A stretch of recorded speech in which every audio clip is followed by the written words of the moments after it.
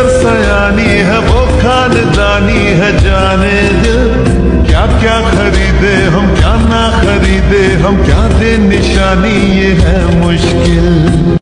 ওটিতে টান টান করে শোয়ানো লাশের সামনে দাঁড়িয়ে আছে সুগা।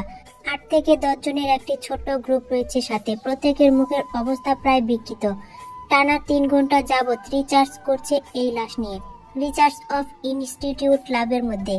তাদের ঠিক সামনে দক্ষ হাতে কাজ চালাচ্ছেন প্রফেসর সোয়াংমা, আর তাকে মূলত অ্যাসিস্ট্যান্ট করছে উপস্থিত এই ছোট্ট গ্রুপটি। লাশটিকে ঘিরে চারপাশে দাঁড়িয়ে আছে তরুণ দলের ডক্টররা।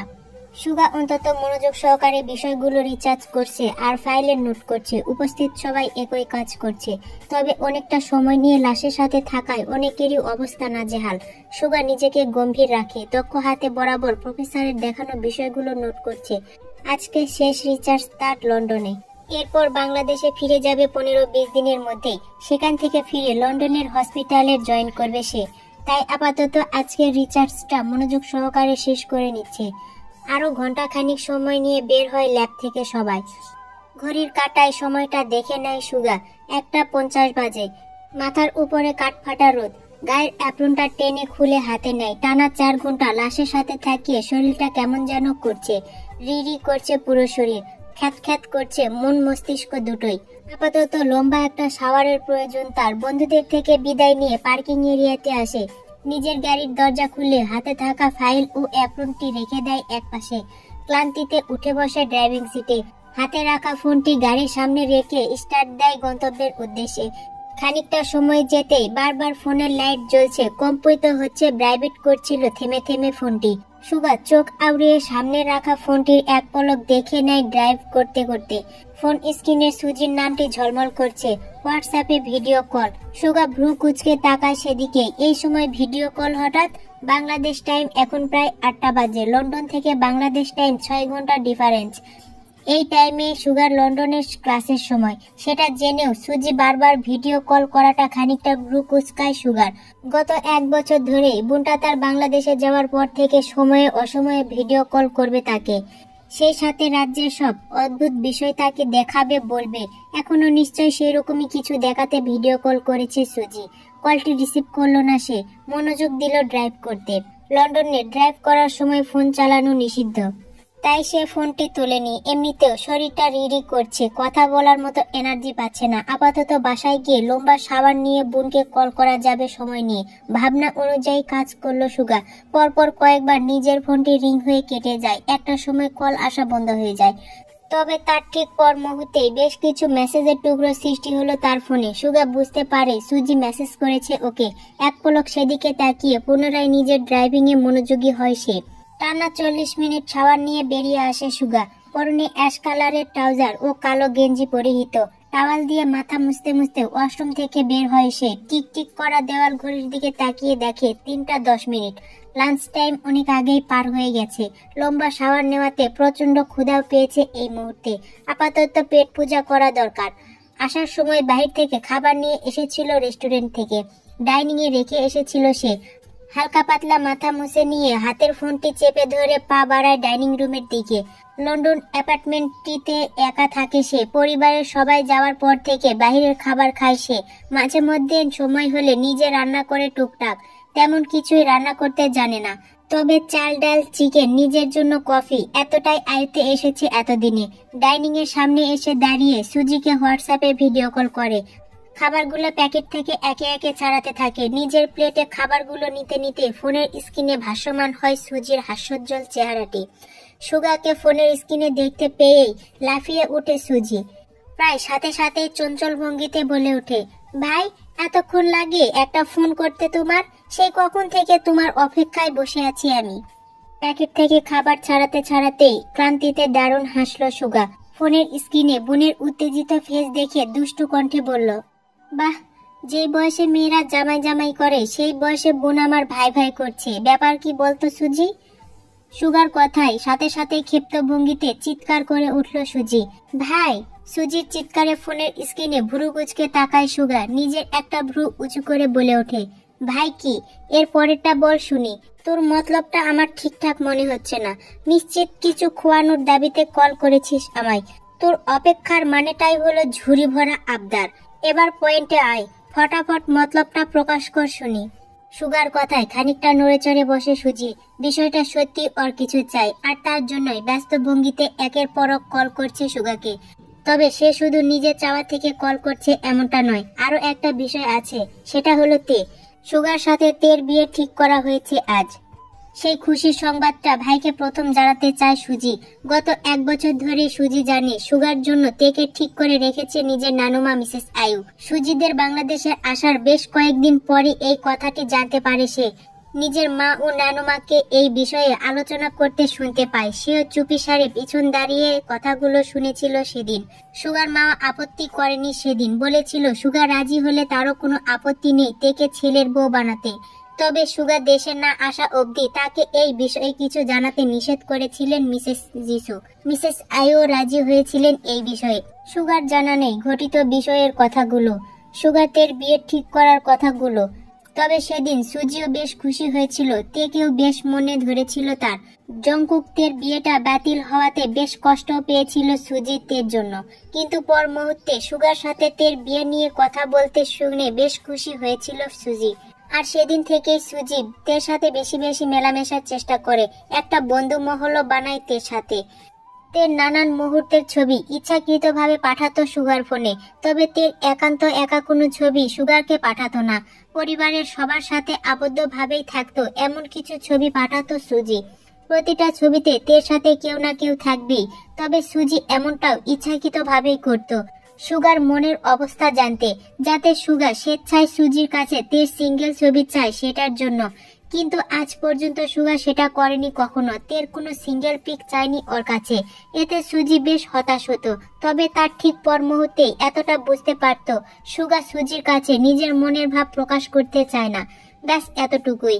সুগার মনে সুপ্ত অনুভূতি আছে তের জন্য, সেটাও বেশ কয়েকভাবে প্রমাণ পেয়েছে সে। এই যেমন সুজি সুগাকে এত এত পিক পাঠানোর পরেও সুগা কোনোদিন সুজিকে বলেনি যে সুজি তুই এসব পিক কখনো পাঠাবি না আমাকে, তোর এত পিক পাঠাতে হবে না আমাকে। হ্যাঁ, একদম বাজে লাগছে আমার কাছে, ছেলে মানুষের ফোনে এত পিক থাকতে নেই, জানিস না তুই। কখনো এমনটা বলেনি সুগা, বরং সুজির পাঠানো পিকগুলো দীর্ঘ সময় নিয়ে সুগা অনলাইনে বসে বসে দেখতো। তার ঠিক বুঝতে পারত সুজি। পিক পাঠানোর পর অনেকটা সময় নিয়ে সুগাকে অনলাইনে দেখতে পেত সে। সুজির ধারণা এতটা সময় নিয়ে সুগা অনলাইনে বসে বসে তো আর নিজের বোন মা নানুমা নানু ভাইকে দেখবে না তের পাশে, তাই না? অবশ্যই তাদের রেখে শুধু তেকেই দেখবে, এতটাই স্বাভাবিক। সুজির প্রতিবার পিক পাঠানোর সাথে সাথে সিন করতো সুগা। এত ব্যস্ততার মধ্যেও ভিডিও কলে যখন সুগাকে রেখে সুজি মাঝে মধ্যে তের কথা বলতো, তখন সুগা চুপ করে তা শোনার চেষ্টা করত।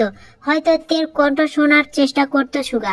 সুজি বুঝতে পারতো সবকিছু, তারপরেও ধরা দিত না নিজের ভাইকে।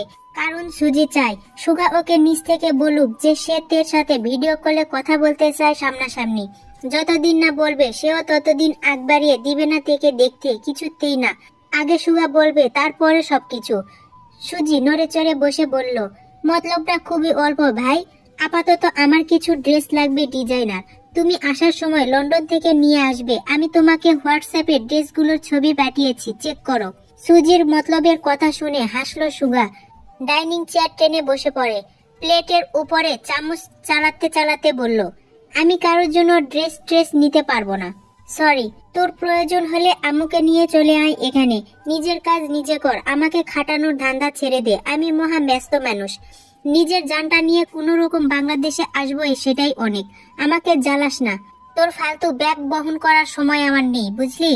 সুগার কথায় ক্ষেপ্ত দৃষ্টিতে তাকায় সুজি। সামান্য কয়েকটা ড্রেস আনবে, তাতেই নাকি জান বের হয়ে যাবে। কথাগুলো শুনে গা জ্বলে উঠল সুজির। নিজের ভাইয়ের বিয়েতে পরার জন্য কয়েকটা ডিজাইনার ড্রেস চাই ওর। সেই সামান্য আবদারটুকু রাখতে নারাজ ওর পাষাণ ভাই। সুজি নিজের রাগ দমন করতে না পেরে চট করে রাগী গলায় বলে উঠল, ভাই আমার ড্রেসগুলো তোমার কাছে ফালতু মনে হচ্ছে? হ্যাঁ, সামনে বিয়ে, তাই আমার এই ডিজাইনার ড্রেসগুলোই চাই। তুমি নিয়ে আসবে আমার ড্রেসগুলো সেখান থেকে। আমি এত অল্প সময়ের মধ্যে যেতে পারবো না লন্ডনে। শপিং নিয়ে লন্ডন টু বাংলাদেশ দৌড়াদৌড়ি করলে এদিকে বিয়ের দিন পার হয়ে যাবে আমার। আম্মু মানবে না বিষয়টা, বুঝতেই পারছো ঝামেলায় আছি আমি। তুমি আমার ড্রেসগুলো না আনলে বিয়েতে আমাকে ড্রেস ছাড়াই ঘুরতে হবে। তুমি বুঝতে পারছো কতটা জটিল সমস্যায় আমি আছি? তাই সমস্যাটি আর না বাড়িয়ে সমাধান করো জলদি প্লিজ। সুজির মুখে বারবার বিয়ে শব্দটি কানে আসতে চমকে ওঠে সুগা। চামচ তুলে খাবার মুখে নিয়ে তীক্ষ্ণ দৃষ্টিতে তাকায় সেদিকে। কৌতূহল বসে কপাল কুঁচকে প্রশ্ন করে সুজির উদ্দেশ্যে, বুঝলাম তোর জটিল ও কঠিন সমস্যাটা, কিন্তু বিয়ে কিসের বিয়ে? কার বিয়ের কথা বলছিস তুই আগে সেটা বল। কার বিয়েতে তোকে ড্রেস ছাড়া ঘুরতে হবে শুনি সেটা, তারপর না হয় ভেবেচিন্তে দেখা যাবে কি করা যায় তোর কঠিন ও তরল সমস্যাটার। হ্যাঁ, কি থেকে কি বলে ফেলেছে সুগাকে। বিষয়টি বুদগুম হতেই কাচুমাচু করে সুজি। সুগাকে কিছুতেই বলা যাবে না তের সাথে তার বিয়ের বিষয়টি চলছে। বললে মিসেস আয়ু আস্ত রাখবে না সুজিকে। করার নির্দেশ আছে মিসেস আয়ুর সুগাকে এই বিষয়ে কিছু না বলার জন্য। কিন্তু সুজি মুখ ফসকে সুগাকে বিয়ের কথাটি বলে ফেললো। এখন নিশ্চিত সুগা এটি নিয়ে পেঁচাবে। সুগা অনেক তীক্ষ্ণতার মানুষ, এই বিষয়ে বেশি কথা বললেই ধরা খেয়ে যাবে সে। আবার এড়াতে গেলেও যদি নিজের মায়ের কাছে ফোন করে জানতে চায় যে বাড়িতে কার বিয়ে হচ্ছে সেটা নিয়ে, তাহলে সুজি সাংঘাতিক বাজেভাবে ফেসে যাবে সবার কাছে। তাই সুজি এ নিয়ে বেনিয়ে থমথমে গলায় বলল, আছে একজনের, তোমাকে বলা যাবে না। তুমি শুধু ড্রেসগুলো এনে দাও তাহলেই হবে। নির্বিঘ্নে খাবার মুখে তুলতে তুলতে বলল সুগা, তাহলে ড্রেসের কথা ভুলে যা। কাচুমাচু করে আবারও একই কথা বলল সুজি। বললাম তো ভাই, তোমাকে বলা যাবে না, সমস্যা আছে। কপাল কুঁচকে সুগা বলল, কেন বলা যাবে না? এমনি। সুজির কথায় তেমন একটা গুরুত্ব দিল না সুগা। নির্বিঘ্নে খাবার খেতে খেতে আবারও স্বাভাবিক কণ্ঠে বলল সুগা, আচ্ছা তোকে আর বলতে হবে না, যা আমি নিজেই আম্মুকে ফোন করে জেনে নিব বাংলাদেশে কার বিয়ে হচ্ছে সেটা। ভয়ে চমকে উঠে দ্রুত বলল সুজি, ভাই খবরদার, একদমই আম্মুকে ফোন করবেন না তুমি এই বিষয়ে। সন্দেহান দৃষ্টিতে তাকিয়ে বলল সুগা, কেন করব না? আর তোর কথা আমাকে শুনতে হবে কেন শুনি? ভয়ে হাসফাস করতে করতে বলল সুজি, আমি তোমার উত্তরটা দিলে তুমি কিন্তু আম্মু বা বাড়ির কাউকে ফোন করে কিছু বলতে পারবে না ভাই, প্রমিস করো। সুজির হাসফাস দেখে সিরিয়াস হয় সুগা। কিছু তো একটা চলছে বাংলাদেশে যা তার অবগত নয়, কিন্তু সেটা কি? সুজি বা কার বিয়ের নিয়ে এতটা উত্তেজিত? সুগা মুখে খাবার তুলে নিয়ে গম্ভীর কণ্ঠে বলল, ডান, বল এবার। খানিকটা মিনমিন করে বলে উঠল, তের বিয়ে তো। আটকে ওঠে সুগা। হাত থেকে সশব্দ চামচটি পড়ে গেল প্লেটের উপর। শরীরটা যেন মুহূর্তেই কম্পন সৃষ্টি হলো তার। সুজির বাকি কথাগুলো শোনার আগেই আতঙ্কিত কণ্ঠে বলল, তের বিয়ে? মাথা নাড়িয়ে সম্মতি জানালো সুজি। চাপা কণ্ঠে বলল সুগা। হোয়াট? কখন? কবে? কিছুদিনের মধ্যেই। রাগে রিরি করে ওঠে সুগা। নিজের পরিবারের উপর রাগ হচ্ছে ভীষণ। সামান্য ছোট্ট একটা মেয়েকে বারবার বিয়ে দেওয়া নিয়ে নিজের পরিবারের এতটা উত্তেজিত হওয়াটাকে ভীষণ বিরক্তের কারণ হয়ে দাঁড়িয়েছে সুগার। তে খুব ছোট, পড়াশোনা করার বয়স ওর। আগে পড়াশোনাটা শেষ করুক, তারপর না হয় বিয়ে নিয়ে চিন্তা করা যাবে। আপাতত ইন্টার পাস তো করুক, তেও বড় হোক, তারপর না হয় বিয়ে। তাছাড়া যার তার কাছে কেন বিয়ে দিবে তেকে? তার মতামত নিয়েছে, তেকে অন্য জায়গায় বিয়ে দিচ্ছে সেটা নিয়ে নেয়নি তো। তাই সুগারও মত নেই এই বিয়েতে। বিয়েটা ক্যান্সেল এখানেই। কিছুতেই এই বিয়েটা হতে দিবে না সে। হোক যত ভালো ছেলে, তারপরও তেকে অন্য ছেলের সাথে বিয়ে দিবে না। বাংলাদেশে কি ভালো ছেলের অভাব আছে নাকি তের জন্য? সুগাও তো একজন ভালো ছেলে। তাহলে একটা বছর ধরেই সে তের সবকিছু পর্যবেক্ষণ করছে নীরবে। নিজের আপনজনদের মধ্যে একজন ভাবতেও শুরু করেছে সে। আর তে আপনজন হলে সুগারও অধিকার আছে তের সকল ছোট বড় বিষয়ে কথা বলা। মানছে, সে সবার সামনে তের নাম মুখে নেয় না। তের সাথে কখনো ফোনে কথা বলেনি। তেকে সরাসরি ভিডিও কলে একটা নজর দেখতে চায়নি। তার মানে এই না সে তেকে কখনো ফিল করতে পারেনি। সুগা চায় তেকে সরাসরি দেখতে, খুব কাছ থেকে তেকে দাঁড় করিয়ে মন ভরে দেখতে। তাই সে ভিডিও কলে কখনো দেখার আবদার করেনি সুজির কাছে। সুজির পাঠানো হাজার ছবি আছে তার ফোনে। একটু সময় পেলেই বসে যায় তের ছবিগুলো দেখতে। এক দৃষ্টিতে তাকিয়ে থাকে তের প্রতিটি মনোমুগ্ধকর ছবিতে। প্রতিটি ছবি কথা বলে। সুজির সাথে আড্ডায় তের মুক্ত ঝরা হাসিতে কথা বলার ধরন। মিসেস আয়ুর পড়ানোর সময় তের গাল ফুলিয়ে রাখা। মিস্টার গঙ্গিউর সাথে বাগানের মধ্যে তের চায়ের আড্ডায় গল্প করা। কাঁধে ব্যাগ চাপিয়ে স্কুল ড্রেসে মালাকে সাথে নেওয়া। এরকম কথা বলা অসংখ্য ছবি আছে সুগার ফোনে। তের প্রতিটি ছবিতেই মুগ্ধ হয় সুগা। সুজি ইচ্ছাকৃত ভাবে সুগাকে যে তের ছবিগুলো বেশি বেশি পাঠাতো তা ঠিক বুঝতে পারত সে। প্রথম দিনেই তেকে দেখেছিল সুগা ছবিতে। তখন তে সুগাদের বাসায় ছিল। সোফার মধ্যে মিসেস আয়ুর পাশে সাদা ফ্রকে জড়সড় হয়ে বসেছিল তে। সুগা বিষণ্ণিত দৃষ্টিতে তাকিয়েছিল তের গুলুমুলু চেহারায়। তখনও স্বাভাবিক ছিল সুগা, কিন্তু অস্বাভাবিক হতে লাগলো সুজির রোজকার কর্মকাণ্ডে।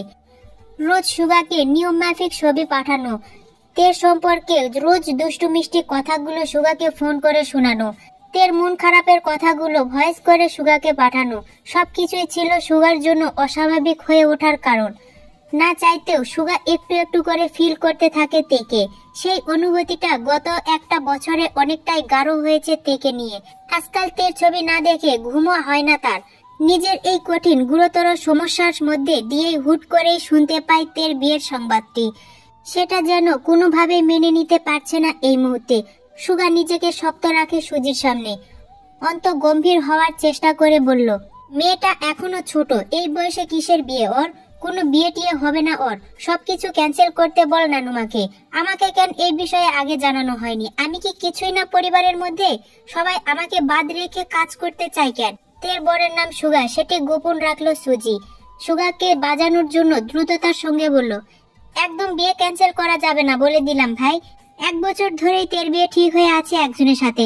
এখন হুট করে বিয়ে ক্যান্সেল করার প্রশ্নই আসে না। আর তোমাকে এবার কেন বলতে হবে তের বিষয়ে? হ্যাঁ, তুমি কি তেকে নিয়ে কোনোদিন কোনো বিষয়ে কথা বলেছো যে আজ তোমাকে তের বিয়ের বিষয়টা জানাতে হবে আমাদের? তাছাড়া তুমি দেশে আসতে চাও না, সেখানে আমি কি করব বলো? তাই আমরা সবাই ভাবলাম তুমি দেশে আসার আগে আমরা তের বিয়েটা সেরে ফেলবো তাড়াতাড়ি করে। কিন্তু আমার বোকামির জন্য তোমাকে বলে ফেললাম আমি। এখন তুমি কিন্তু আমাকে প্রমিস করেছো মাকে বলা যাবে না এই বিষয়ে, কথা মনে রেখো কিন্তু। সুগার রাগ বাড়ে, বাড়ন্ত রাগে কটমট করে চাপা কণ্ঠে বলল সুগা, ফোন রাখ তুই। কথাটা বলে সুজির অপেক্ষা না করে নিজেই কলটি কেটে দেয়। বড় বড় নিঃশ্বাস নিতে থাকে। তার মধ্যে আবারও টুং করে মেসেজের শব্দ কানে আসে সুগার। সুজি মেসেজ করেছে, কিছু পাঠিয়েছে আবার। সুগা সেটা সেন্ড করতে চোখে পড়ল মিসেস আয়ুর পাশে বসে থাকা লাল জামা জড়ানো থেকে। খানিকটা বৌদের মতো লাগছে থেকে। চোখে মুখে হাসি হাসি ভাব, ঠোঁটের কোণে মুচকি হাসির রেখা। তার পাশে সুগার মা বসে আছে কিছু গহনার বাক্স নিয়ে। সেটা দেখে স্পষ্ট বোঝা যাচ্ছে তেকে আজ পাত্রপক্ষ দেখতে এসেছিল জীবন বাড়িতে। সুগার বাড়ন্ত রাগের মধ্যে বালতি ভরে ঘি ঢেলে দেয় সুজির ছোট্ট মেসেজটি। দেখো ভাই, একদম বউ বউ লাগছে না আমাদের থেকে? আহ, পুতুল বউ আমাদের। ব্যাস, সাথে সাথেই উচ্চ স্বরে ঘর্ষণের সাথে লুটপাট খায় সুগার খাবারের প্লেটটি ফ্লোরে। হাত বাড়িয়ে ধাপ ধাপ করে একে একে সব ছুঁড়ে মারে ফ্লোরের উপর। নিজের হাতে থাকা ফোনটিও সজোরে আছাড় মারে ফ্লোরে। রাগে ফুসফুস করতে করতে বের হয়ে যায় অ্যাপার্টমেন্ট থেকে। উদ্দেশ্য আজ রাতেই ফিরবে সে বাংলাদেশে। বাংলাদেশের টিকিট নিয়েই আসবে রুমে, তার আগে নয়। কাল বাংলাদেশে পৌঁছে সবার আগে তের বিয়েটা ক্যান্সেল করবে সে। তের এই বিয়েটা কিভাবে হয় সেও দেখবে এবার।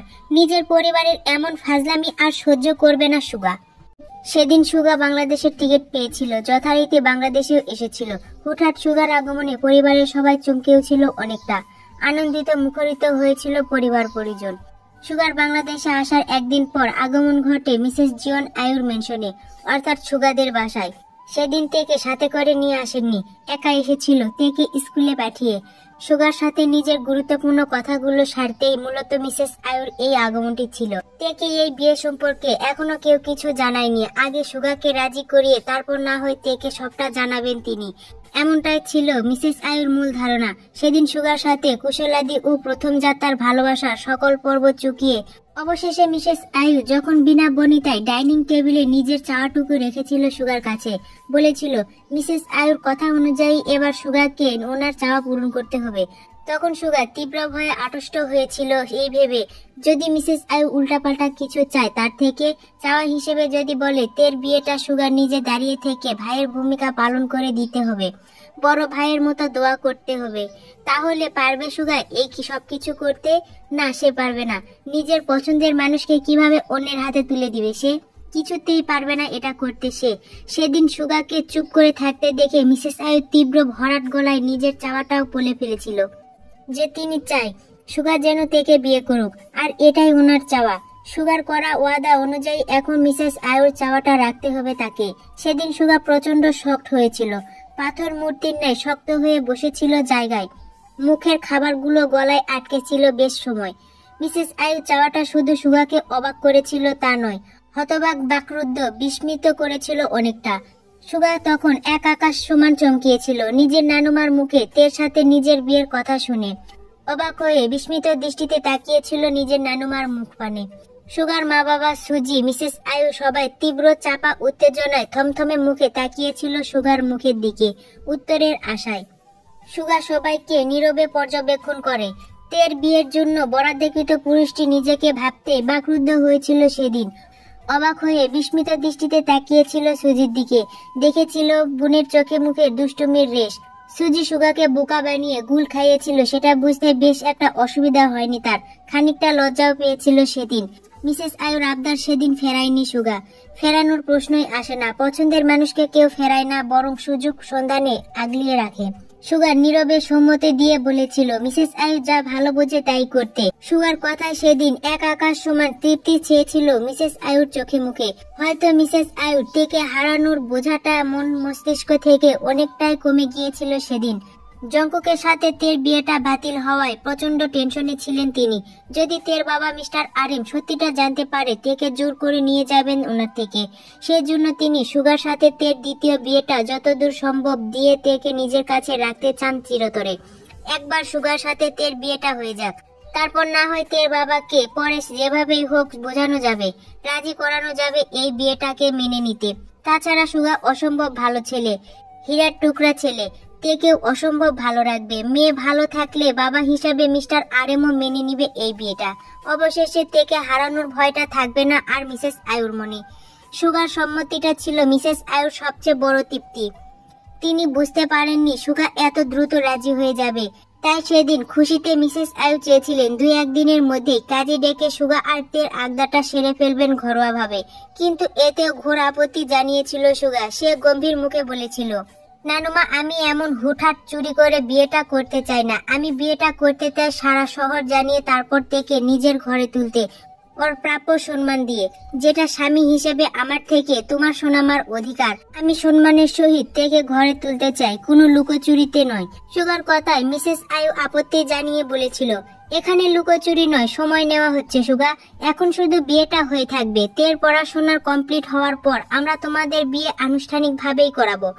তোর কি মনে হয় আমাদের সেই চিন্তা নেই? তাছাড়া আমি পরিস্থিতিতে বাধ্য হয়ে তাড়াহুড়া করে তোদের বিয়েটা এখন দিতে চাচ্ছি। জঙ্কুকের করা কাজের জন্য তেকে হারাতে হবে আমাদের। তাছাড়া তের পরিবারকে সত্যিটা এখনো জানানো হয়নি। যদি একবার বিয়ে বাতিলের সত্যিটা সম্পর্কে অবগত হয়, তাহলে কি হবে সেটা নিশ্চিত তোর অজানা নয় কিছু। সুগা চোখ তুলে তাকায় মিসেস আয়ুর দিকে, থমথমে পরিবেশের পরিস্থিতিটা বুঝতে পারছে। মিসেস আয়ুকে আশ্বস্ত করে বলে ওঠে, আমি বুঝতে পারছি নানুমা তোমার কথাগুলো, তবে এতটুকু বিশ্বাস রাখো, আমি কোনো কিছুর বিনিময়ে হলেও তোমার সোনামাকে হারাতে দিব না। তে তোমার সাথেই থাকবে সব সময়, আর সেটার সিওরিটি আমি দিচ্ছি তোমাকে নানুমা। আর দ্বিতীয়ত হচ্ছে, জঙ্কুক তের জীবনে পাস্ট ছিল, যেটা ফেলে এসেছে তে অতীতে। আমি বর্তমান, তাই অতীত যেন বর্তমানে হাবি করতে না পারে সেই সবটার দিকে লক্ষ্য রাখতে হবে আমার। তোমরাও তের সামনে বারবার জঙ্কুকের প্রসঙ্গটা টানবে না, এতে করে তে ডিস্টার্ব হতে পারে। তে এখনো ছোট, সবকিছু মানিয়ে নেওয়ার সুযোগ দাও ওকে, তারপর না হয় বাকিটা দেখা যাবে নানুমা। সুগার প্রতিটা কথায় তীব্র অধিকারবোধ দেখাচ্ছিল সেই দিন তের প্রতি। সবাই বুঝতে পেরেছিল সুগার মনে তের প্রতি ভালো লাগা আছে। এতে করে মিসেস আয়ু স্বস্তির নিঃশ্বাস ফেলেছিল। তিনি সবসময় চাইতেন তের জন্য যেন জঙ্কুক এই অধিকার বোধটুকু দেখায়, তেকে নিজের বউ হিসাবে মেনে নেয়। কিন্তু জঙ্কুক করলো তার উল্টোটা। তবে সুগা নিঃসন্দেহে একজন সুদর্শন ভালো ছিল, দায়িত্বশীল, ভালোবাসতে জানে, ভালো রাখতে জানে। সেই জন্য তিনি তের জন্য সুগাকে বেছে নিয়েছেন। এতে করে তেকেও সারা জীবন ওনার চোখের সামনে রাখতে পারবেন জিয়ান বাড়িতে। কিন্তু সুগার এই মুহূর্তে বিয়ে না করাটা ছিল মিসেস আয়ুর বিদ্রুপের কারণ। তিনি আবারও শক্ত গলায় বলেছিলেন সেদিন, তাহলে তুই কি এখন তেকে বিয়ে করতে চাস না সুগা? মিসেস আয়ুর উৎসুক দৃষ্টিতে নিজের চোখ বুলিয়ে দীর্ঘ নিঃশ্বাস ফেলল সুগা। খানিকটা সময় নিয়ে আবারও শান্ত গলায় বলেছিল, নানুমা, আমি তোমার কথা রেখেছি, তুমিও আমার কথাগুলো রাখবে এমনটা আশা করছি আমি। তবে হ্যাঁ, আমি বিয়েটা করতে চাই, তবে লুকোচুরি ভাবে নয়। তে এখনো ছোট, একটু বড় হোক, তারপর বিয়েটা করে নিব একেবারের জন্য। এখন তোমরা তেকে আংটি পরিয়ে রাখো আমার নামে, আমি কাল আংটি কিনে দিব তোমাদের। তারপর বিয়েটা আমি তের এসএসসি পরীক্ষার পর করব। তের বাকি পড়াশোনাটা বিয়ের পর পড়বে, আমি নিজে পড়াবো। কিন্তু তারপরেও এই মুহূর্তে আমি তের অবুঝতার সুযোগ নিতে চাই না নানুমা। এইচএসসি পরীক্ষার পর ও নিজের সম্মতিতেই আমাকে বিয়ে করবে, কোনো রূপ চাপে নয়। আমি আমার স্ত্রীর সম্মতি চাই, কোনো রকম বোঝা বাধ্যতা নয়। দ্বিতীয়ত, বাবা মা হিসেবে তের পরিবারেরও একটা চাওয়া পাওয়া আছে তেকে ঘিরে। আমি সেটা স্বার্থপরের মতো নষ্ট করব তা ঠিক হবে না নানুমা। তাই আমাদের বিয়েতে তের পরিবারেরও সম্মতি থাকবে পরোক্ষভাবে। ওয়াদা করছি, তের সপরিবার হাসি মুখে দাঁড়িয়ে আমাদের বিয়েটা দিবে তোমাদের পাশে দাঁড়িয়ে। এখন তের পরিবারকে কিভাবে বুঝাতে হবে সেটা আমার উপর ছেড়ে দাও নানুমা। I will be manage. নিশ্চিন্তে থাকো তুমি, আমি আমার ওয়াদা রক্ষা করব ইনশাল্লাহ। তোমার সোনামাকে কোথাও হারাতে দিব না, এতটা বিশ্বাস রাখতে পারো তুমি আমার উপর। সুগার কথায় এক বুক আশা জমেছিল মিসেস আয়ুর বুকে। মনের কোথাও এক কোণে তীব্র বিশ্বাসবোধ জন্ম নিয়েছিল সুগার কথায়। তাদের এত বছরে নষ্ট হয়ে যাওয়া সম্পর্কটা আবারও জোড়া লাগবে সুগার মাধ্যমে। তিনি আশারত হন সুগার ওপর। ছলছল চোখে অসহায় দৃষ্টিতে স্থির করেছিল সুগার দিকে। সুগার সবটা বুঝে তের পরিবারের সাথে জীবন বাড়ির সম্পর্কটা তেমন ভালো না সেটাও জানে। জংকুক যে সম্পর্কটা নষ্ট ও বিচ্ছিন্ন করেছিল, এখন সুগার সেটা দুহাতে আগলিয়ে নিবে সময়ের সাথে সাথে। তবে আজ সুগার জংকুককে অনেক ধন্যবাদ দিতে ইচ্ছা করছে। জংকুক সবকিছু নষ্ট না করলে হয়তো সুগার জীবন কখনোই তে নামক অসুখটা আসতো না, মায়াবতীর রোগে তলিয়ে যেত না গভীরভাবে। আজ সুগার তৃপ্ত, হুট করে যেন জীবনের সবচাইতে বড় পাওয়ার তৃপ্তি পাচ্ছে সে, যেটা জংকুকের জন্য সম্ভব হয়েছে আজ। সুগা আলতো হাসে। মিসেস আয়ু কিছু বলতে যাবে তার আগে যিশু বলে ওঠে, মা আমাদের মনে হয় সুগার কথাগুলো শোনা উচিত। অযুক্তিযুক্ত মনে হচ্ছে না কিছুই সুগার কথায়। আমাদের সময় নেওয়াটা ঠিক হবে না এই মুহূর্তে মা। এতক্ষণ নীরব শ্রোতার মতো শ্রবণ করছিল সুজি। সুগার দেরি করে বিয়ে করাটা মোটেও যুক্তিযুক্ত মনে হচ্ছে না সুজির। তাই যিশুর কথার মাঝেই ফোরন কেটে বলে ওঠে, ভাই এই মুহূর্তে বিয়েটা হলে সমস্যা কোথায়? নিজের বউকে কি মানুষ দুইবার বিয়ে করে না? তুমিও তেকে দুইবার বিয়ে করবে, তারপরেও এখন বিয়ে করতে নাহচ করে যাবে না, একদমই না। তাছাড়া তের বাবা মা কি পালিয়ে যাচ্ছে কোথাও? তাদের কি অন্যভাবে মানানো যাবে না? আর সুজির গড়গড় করে অবুঝতায় বলা কথাগুলো কড়া দৃষ্টি ফেলে যিশু। উপস্থিত বড়দের মাঝে ছোটদের কথা বলাটা অযাচিত অশোভন। তাছাড়া সুজির সমাজ বোঝার বয়স হয়নি এখনো। কোনটা ঠিক আর কোনটা বেঠিক সেটা দেখার জন্য পরিবারের বড়রা আছে কথা বলার জন্য। সুজিকে কড়া দৃষ্টিতে শাসিয়ে শক্ত গলায় মিসেস যিশু বললেন, দিন দিন ম্যানার্স ভুলে যাচ্ছ সুজি। কতবার বলেছি বড়দের মাঝে আগ বাড়িয়ে কথা না বলতে, তারপরও বলো। তোমার ডিসিশনের বা মতামতের জন্য কেউ বসে নেই এখানে, বড়দের কথা হচ্ছে এখানে। তাই তুমি রুমে যাবে এই মুহূর্তে, যাও। কিন্তু মা ভাই তো বলেছি না তোমাকে যেতে। রাগে উঠে দাঁড়ায় ডাইনিং টেবিল ছেড়ে সুজি। তীর মেজাজে সুগার দিকে তাকিয়ে বলে উঠল, দেখে নিও ভাই, আজ তুমি পরিস্থিতি দোহাই দিয়ে তেকে ফিরিয়ে দিচ্ছ, কাল ভাগ্য তোমাকে সেই পরিস্থিতি স্বীকার করে তের থেকে তোমাকে দূর করে দিবে। তোমার চাওয়াটা থাকবে অনেক কিছুই, কিন্তু পাওয়াটা থাকবে শূন্য, দেখে নিও। সুজির পরপর কথায় মুহূর্তে চোখ রাঙিয়ে ধমকের সুরে বলে ওঠে যিশু, সুজি যেতে বলেছি তোমাকে আমি। এক মুহূর্ত না দাঁড়িয়ে রাগে সুজি গটগট করে প্রস্থান করে নিজের রুমের দিকে। সুজির যাওয়ার দিকে সবাই বিস্মিত দৃষ্টিতে তাকিয়ে থাকে। বুঝতে পারে সুজি চাচ্ছে বিয়েটা এই মুহূর্তেই হোক। হয়তো বিয়ে নিয়ে আনন্দটা ছিল প্রহর, তাই এখন সেটা সুগার জন্য মাটি করতে চায় না বলে এতটা উত্তেজিত সুজির মাঝে। কিন্তু সুগার হঠাৎ করে না করাতে মেনে নিতে পারেনি বলে রাগটা প্রকাশ করে ফেলেছে সবার সামনে। সুজির কথাগুলো সবার কাছে স্বাভাবিক মনে হলেও সুগার বুকে গিয়ে তীরের মতো বিঁধেছে। সুগার সারা শরীর ঝাঁকি দিয়ে কম্পন সৃষ্টি হয়। সুগার বুক কেঁপে ওঠে। এক মুহূর্তে চিন্তা করে তেকে এই মুহূর্তে বিয়েটা না করে কোনো ভুল করছে না তো সে। মিসেস আয়ু সুজির কথায় মনোযোগী হয়নি, বরং তিনি প্রসঙ্গ পাল্টিয়ে ছলছল নয়নে প্রশ্ন করেন সুগাকে, তুই পারবি আমার অগোছালো সম্পর্কগুলো গুছিয়ে দিতে? নিরাশ করবি না তো আমাকে? সুজি যাওয়ার দিক থেকে নিজের দৃষ্টি সরিয়ে নেয়, ঘাড় ঘুরিয়ে তাকায় নিজের নানুমার দিকে। বুকের ভিতর চাপা কষ্ট অনুভব হচ্ছে সুজির কথায়। অতি কষ্টে দীর্ঘশ্বাস ফেলে মিসেস আয়ুকে আশ্বস্ত করে বলল সুগা, পারবো। তুমি অতীতে যা হারিয়েছো সেই সব আমি ফিরিয়ে দেব, বিশ্বাস রাখো। আমি বিশ্বাস করি তোকে, তার জন্যই আমার সোনামাকে তোর হাতে তুলে দিতে চাই। তাহলে আমরা কালই ঘরোয়া ভাবে আনুষ্ঠানিক করে তোদের দুজনের আংটি বদল করে ফেলি। সুগা সম্মতি জানিয়ে বলেছিল সেদিন। ঠিক আছে, তোমরা যা ভালো মনে করো তাই করো নানুমা, আমার কোনো আপত্তি নেই তাতে। তবে সামনে তের এসএসসি পরীক্ষা, তাই আপাতত ওর আমার সাথে এঙ্গেজমেন্টের বিষয়টা জানানোর দরকার নেই। তে এমনিতেই পড়ার প্রতি উদাসীন, এঙ্গেজমেন্টের বিষয়টি জানলে হয়তো আরো উদাসীন হয়ে উঠবে পড়ার প্রতি। পরীক্ষার পর জানালে সমস্যা নেই, পরীক্ষার ক্ষতি হবে না। কাল আমরা সবাই যাব জীবন বাড়িতে, আমাদের এঙ্গেজমেন্টও হবে কাল। তবে আম্মু আমার হয়ে তেকে আংটি পরাবে, আমি নয়। আমি আশেপাশেই থাকবো তোমাদের। আর আপাতত কোনো অনুষ্ঠানও করার দরকার নেই নানুমা, নর্মাল থাকুক সবকিছু তের পরীক্ষা পর্যন্ত, বাকিটা আমি সামলে নিব। সুগার কথায় সেদিন সবার চোখে মুখে তৃপ্তি ছেয়েছিল, মন ছুঁয়েছিল সুগার প্রতিটা কথায়। তবে সুজি বেশ নারাজ হয়েছিল সুগার দেরি করে বিয়ে করা নিয়ে।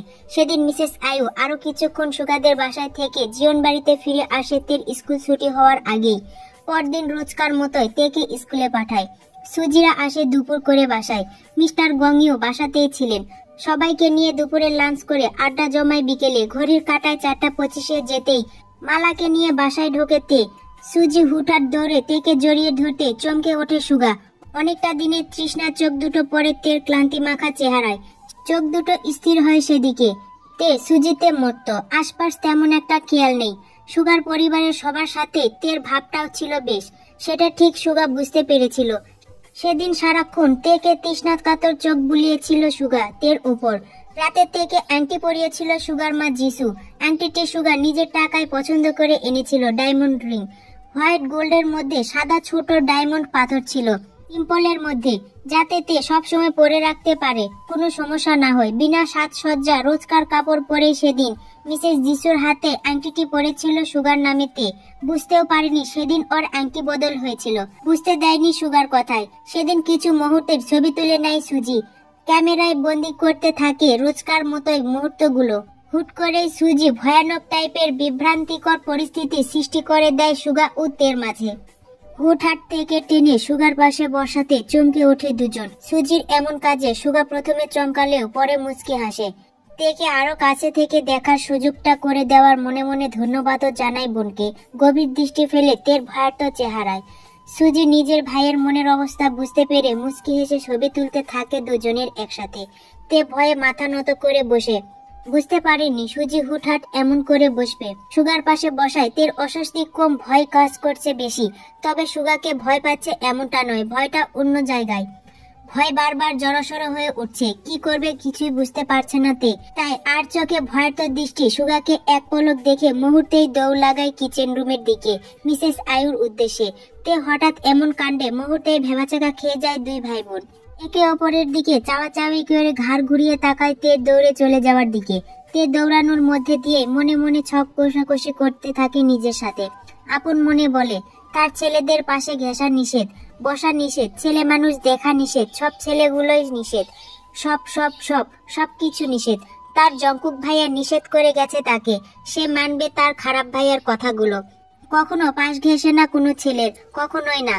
তাই সে গত 1 বছর ধরে মনে প্রাণে মেনে এসেছে তার জঙ্কুক ভাইয়ের কথা, আজও মানবে। কখনোই বসবে না সে কোনো ছেলের পাশে, কখনোই না। নয়তো তার খারাপ ভাইয়া আরো খারাপ হয়ে যাবে, আবারও আঘাত করবে তেকে। তে বিশ্বাস করে যদি তে কোনো ছেলের আশেপাশে ঘিরে, তো তার জঙ্কুক ভাইয়া আবারও ফিরে আসবে তের কাছে। শুধুমাত্র তেকে ছেলেদের সাথে মেশার জন্য শাস্তি দিতে ফিরে আসবে, ভয়ানক শাস্তি। তের ভয়ার্ত চেহারা, ভয়ে হুটহাট দৌড়ে পালানো, সবকিছু তীক্ষ্ণ দৃষ্টিতে পর্যবেক্ষণ করলো সুগা। তের চেহারায় স্পষ্ট ভয় দেখেছিল সুগা, কিছু নিয়ে তীব্র ভয় বিরাজ করছিল তের চোখে মুখে। তবে ভয়টা যে সুগাকে পাচ্ছে না সেই বিষয়েও সুগা নিশ্চিত ছিল, কারণ আজ পর্যন্ত সুগা তের সাথে এমন কোনো আচরণ বা কথা বলেনি যেটার জন্য তাকে ভয় পাবে তে। তবে তের অজানা ভয়ের কারণটাও ধরতে পারছে না সুগা। সুজি তের পিছনে ছুটতে নিলে সুগা থামিয়ে দেয়, ইশারায় বুঝায় এখন না যেতে। পিনপিন নিস্তব্ধতার মাঝে শব্দ তুলে টিকটিক করা ঘড়ির কাঁটা জানান দিচ্ছে রাতের গভীরতা কতটুকু। নিস্তব্ধ আবছা আলোয় রুমটিতে একা শুয়ে আছে তে। ঘুমের মধ্যে বারবার কেঁপে কেঁপে উঠছে সে, আবার হঠাৎ হঠাৎ ফুপিয়ে উঠছে কান্নায়। খানিকটা গোঙানোর শব্দও আসছে অস্পষ্ট স্বরে। ঘুমের মধ্যে ঘেমে নিয়ে একাকার হয়ে আছে। আরো খানিকটা সময় নিয়ে ছটফট করতেই হঠাৎ করে ঘুমের মধ্যে ধরফরিয়ে উঠে বসে তে। হাঁপাতে হাঁপাতে অস্থির ভঙ্গিতে, উত্তেজিত ভঙ্গিতে কর্নার টেবিল দিয়ে লাইট চালায়।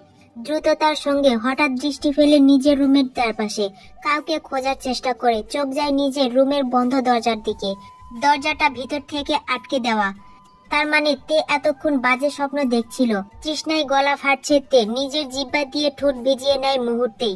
ভয়ে জবতব হয়ে ডান হাতের উল্টো পিঠ দিয়ে কপালে গলায় বিন্দু বিন্দু ঘামগুলো মুছে নেয়। আবারও হাত বাড়িয়ে কর্নার টেবিল থেকে পানির গ্লাসটি নিয়ে ঢকঢক করে সম্পূর্ণ গ্লাসটি শেষ করে গ্লাসটি রেখে চোখ তুলে তাকায় দেওয়াল ঘড়ির দিকে। 2:46। গভীর রাত এখন। আবারও চমকাইতে ভয়ে আড়ষ্ট হয়ে আসে। তার মানে তে দেখা বাজে স্বপ্নটি সত্যি হতে চলেছে। মিসেস আয়ু বলে, মধ্যরাতের দেখা স্বপ্ন নাকি সত্যি হয়। তাহলে কি সত্যি তের খারাপ জঙ্কুক ভাইয়া আবারও তের জীবনে আসতে চলেছে? তের ভয় বাড়ে, শরীর মুহূর্তে কম্পন সৃষ্টি হয় জঙ্কুকের নামটি মাথায় আসতে। আজ 1 বছর 10টা মাস ধরে জিয়ন জঙ্কুক বাড়ি আসে না। তবে তে জঙ্কুক নামক ব্যক্তিটির ভয়ে হঠাৎ মধ্যরাতে স্বপ্ন দেখে লাফিয়ে ওঠে। তবে আজকের স্বপ্নটার মতো এত ভয়ানক স্বপ্ন ছিল না কোনোদিন স্বপ্নগুলো। আজকের স্বপ্নটা যেন হাড় কাঁপানো ছিল তের জন্য। জঙ্কুকের সেই ভয়ানক রাগী চেহারাটা আজ আবারও দেখলো স্বপ্নেতে। জঙ্কুকের অগ্নির মতো লাল লাল চোখ জোড়া দিয়ে তেকে ভস্ম করছিল। প্রচন্ড ভাবে রাগান্বিত ছিল তের উপর। তের অপরাধ, তে কাল সুগার পাশ ঘেঁষে বসেছিল।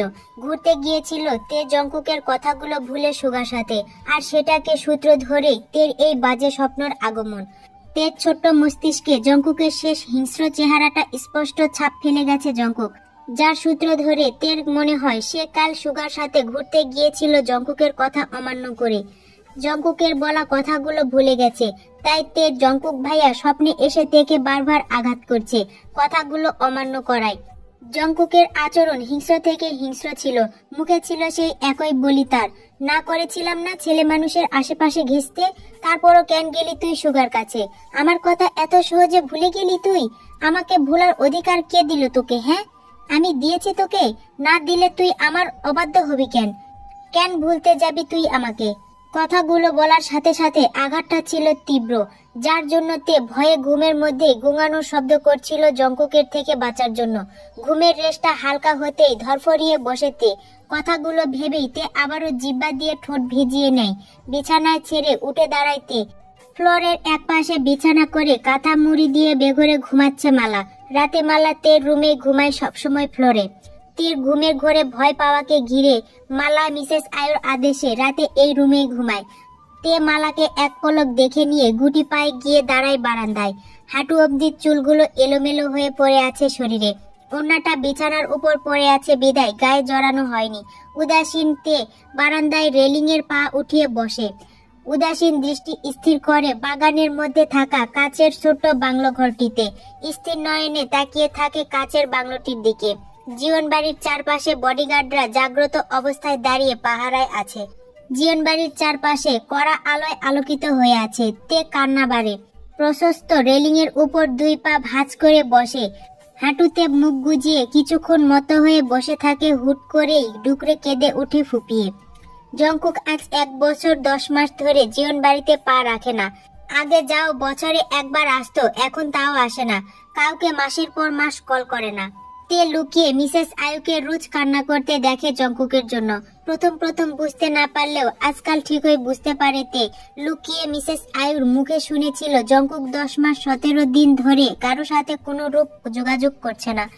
কেন করছে না কেউ জানে না। জঙ্কুক কোথায় আছে, কেমন আছে সেটা কেউ জানে না। জঙ্কুকের খোঁজ করার চেষ্টা করছে, কিন্তু কেউ কোনো খোঁজ খবর পাচ্ছে না। সবাই টেনশনে আছে জঙ্কুকের কোনো বড় ক্ষতি হয়ে যায়নি তো সেটা নিয়ে। কারণ এতটা সময় জঙ্কুক কখনোই কারো সাথে যোগাযোগ না করে থাকেনি, এবার থাকছে। জঙ্কুকের বডিগার্ড অফিসের সাথেও বেশ কয়েকবার যোগাযোগ করেছে সুগা, ফলাফল শূন্য। অফিসেরও তেমন খবর পাওয়া যাচ্ছে না। জঙ্কুক আদৌ বেঁচে আছে কিনা নেই সেটা টেনশনে তোলপাড় জীবন বাড়ির সদস্যের মধ্যে। আজকাল মিসেস আয়ু কান্নাকাটি করে সারাক্ষণ। প্রত্যেকে নিরুপায় হয়ে আছে জঙ্কুকের সামনে, কারো কিছু করার থাকছে না।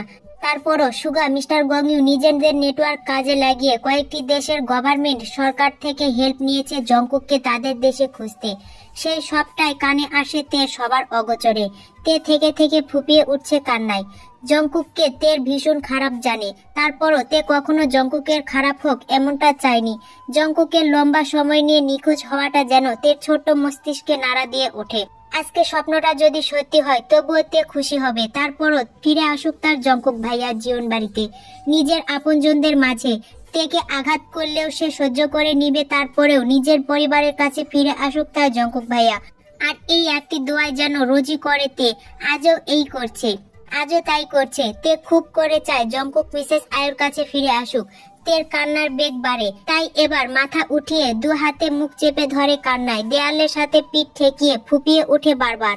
সুগার সাথে আসতে 10 মাস হয়েছে এঙ্গেজমেন্টের, এখনো তের হাতে সুগার নামের আংটিটি ঝলমল করছে। সুগা কাজের সুবাদে লন্ডন গেলেও মাসখানিকের ভিতরে আবারও ফিরে আসে বাংলাদেশে। বর্তমানে বাংলাদেশে একটা হসপিটালে জয়েন হয়েছে সে। তেকে ছেড়ে থাকতে পারছে না বলেই এমনটা করা সুগার। বিগত 10 মাসে তের সাথে সুগা ফ্রি হওয়ার চেষ্টা করেছে, কিন্তু বরাবরই শূন্য। সুগা আশেপাশে আসলেই তে ভয়ে আতঙ্কিত হয়ে সঙ্গে সঙ্গেই দৌড়ে পালায়। সুগাকে কোনো সুযোগই দিচ্ছে না তে। সুগা অনেক প্রয়াস চালায় তের ভয়টা জানার জন্য, কিন্তু সে ব্যর্থ। কিছুতেই অবগত হতে পারেনি তের ভয়ের সম্পর্কে। সেই জন্য আজ সুগা এ নিয়ে বেনিয়ে সুজি সহ তেকে নিয়ে ঘুরতে বের হয়েছিল। সারাটা দিন ভালোই কেটেছে সুগার তের সাথে। আনন্দে তে ভয়টা কিছুটা কমে এসেছিল। আজ সহজভাবে নিয়েছিল সুগাকে তে। এতেই সুগা বড্ড খুশি হয়েছিল। অল্প থেকে অল্প এভাবেই তে ধীরে ধীরে সুগার সাথে স্বাভাবিক হয়ে উঠবে এমনটা আশা করে সুগা। সব ঠিকঠাক ছিল, কিন্তু রাতে জঙ্কুককে নিয়ে ভয়ানক স্বপ্ন দেখে তে। জঙ্কুকের আঘাত করা হিংস্র বাণীতে বলা কথাগুলো ছিল তের জন্য মর্মান্তিক। তে যেমন জঙ্কুককে নিয়ে ভয় পাচ্ছিল, ঠিক তেমন দোয়াও করছে যেন জঙ্কুক ফিরে আসে সবার মাঝে। জঙ্কুকের প্রতি তের অনুভূতিটা ছিল নিচ্ছক, অমূল্যহীন, অপছন্দনীয় ব্যক্তি, কিন্তু তারপরেও তে প্রতিটা দোয়া ছিল জঙ্কুকের নাম বরাবরই। কান্নায় ব্যস্ত তের হঠাৎ কানে কর্ণকোহল হয় গাড়ির হর্নের শব্দ। চমকে উঠে বিধ্বস্ত তে আস্তে করে নিজের মুখ থেকে হাত সরিয়ে নিয়ে বাগানের দিকে তাকায়। সেখানটায় কিছু দেখতে না পেয়ে নিজের চোখ ঘুরিয়ে নিতে বেখেয়ালি চোখ যায় জীবনবাড়ির গেট ধরে আসা কালো মার্সিডিস গাড়ির উপর। এলোমেলোতে ঠায় জায়গায় বসে পড়ে। কৌতূহল চোখ দুটো স্থির করলো কালো মার্সিডিস গাড়ির উপর। গাড়িটি গেট ধরে ঠিক তের সামনে বরাবর কাচের ঘরটির সামনে থামে। তের অশ্রুসিক্ত চোখ দুটো ভর করে এবার একরাশ কৌতূহল। উপর থেকে স্থির নয়নে তাকিয়ে থাকে নিচে কালো গাড়িটিতে। গভীর রাতে কে জীবন বাড়িতে আসলো জানার জন্য এবার খানিকটা ঝুঁকে পড়ে তে। গাড়িটি থামতেই দুজন বডিগার্ড দৌড়ে আসে সেদিকে। গাড়ির পেছনের দরজা টান দিয়ে খোলার সাথে সাথেই বাগানের চারদিকে লাইট অফ হয়ে যায় মুহূর্তেই। তে চমকে ওঠে, আহত হয় সাথে সাথে। কৌতূহলী চোখ দুটো বিরক্তি ভর করে। এই ভেবে কারেন্ট চলে যাওয়ার আর সময় পেল না। সারা বছর একবারও দেখলো না জীবন বাড়ির কারেন্ট 1 সেকেন্ডের জন্য গিয়েছে, অথচ আজ এতটা উত্তেজনার সময়ের মধ্যে দিয়ে কারেন্টটা চলে গেল।